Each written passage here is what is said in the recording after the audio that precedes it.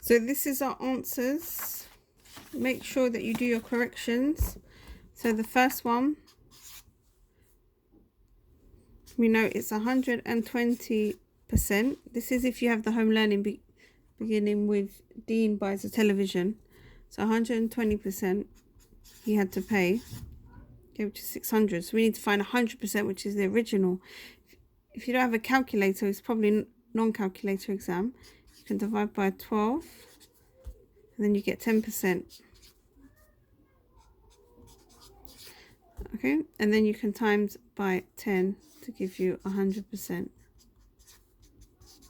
So that is your answer. Okay. For question 2, you have this equation, v. Okay, you can either minus v from both sides first, but because v is on its own, I'm going to plus the 8 first. And then minus v from both sides. Remember, we treat it like an equation. And divide by 5. So v is greater than 8 over 5. 8 over 5 as a decimal, it's going to be 1.6. Okay, and now we need to find the greatest possible value of v. V has to be greater than 1.6. So the next integer is 2. Okay, so v is going to be 2.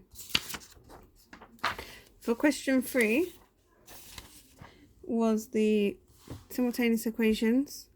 So you know 2x plus 5y equals 9, 4x minus 3y equals 5. So I can times the top one by 2. And now the x's are the same. If I minus them, it cancels it out. 10 minus 3 is 13y. 9 minus, sorry, S18. Always forget to multiply the answer as well. So 18 minus 5 is 13 divided by 13. Y equals 1. Now substitute it back into one of the equations. And then you can minus 5 from both sides. Divide by 2, divide by 2. So there's your answers. Substitute it back in just to double check. The next one, the functions. Remember, that's an inverse function.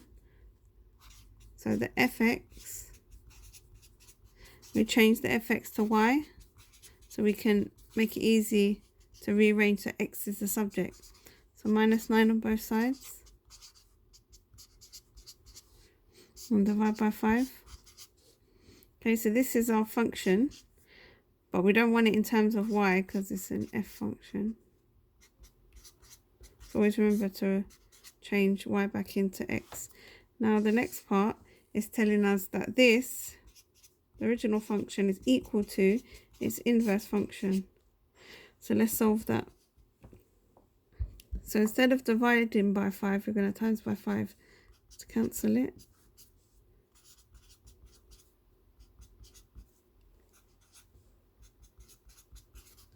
And then we're going to get rid of our smallest x.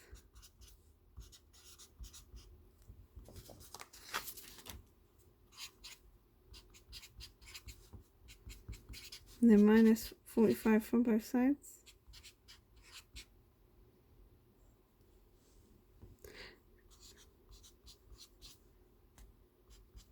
So if we minus that from both sides, we get minus. It's still a minus. And then we divide by 24.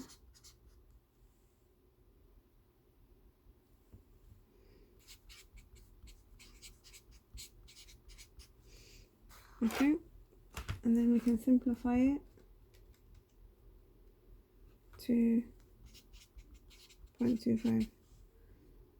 Okay, the next one is the product rule.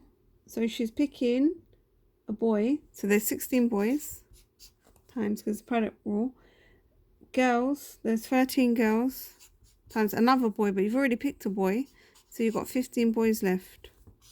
Okay, That's one option she can do. Or she can do, it says,